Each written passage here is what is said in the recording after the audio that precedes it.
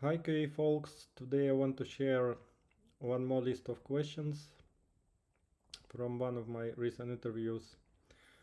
So we have an idea what they're asking for from QAs. So it was screening call with HR. Position was senior one, senior is DET, remote, top salary range was 110. And it was just a phone call without video for 30-40 minutes.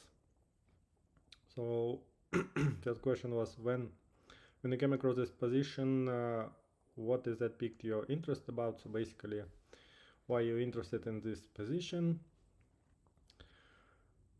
Then why you considering leaving your current job? And what was unexpected? They also asked through each and every my past experience jobs, why did I leave each of them? First time somebody asking such details from each and every line on my resume. But anyway, what are your main tools on your current project?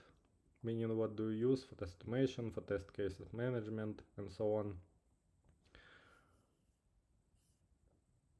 What would you identify you are good at and what are your strengths? Basically, what are your strengths?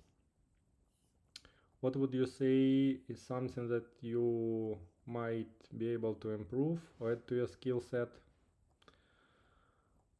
How do you follow the trends in test automation? Do you have then some specific tools questions? Do you have experience with TypeScript, SpecFlow, Fitnessy, Postman, Swagger? So SpecFlow and Fitnessy is for BDD, mostly in C#. And I guess at this position they were considering candidates with either C# or JS experience, JS, TS.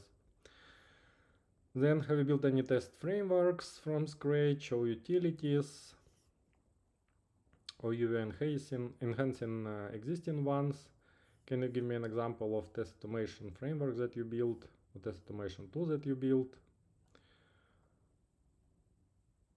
Basically, they wanted to hear about different layers in your test automation framework, like layer for API testing, layer for UI testing, layer to work with databases, and so on and so on. Then have you built your framework and what are some actions that you took to build it?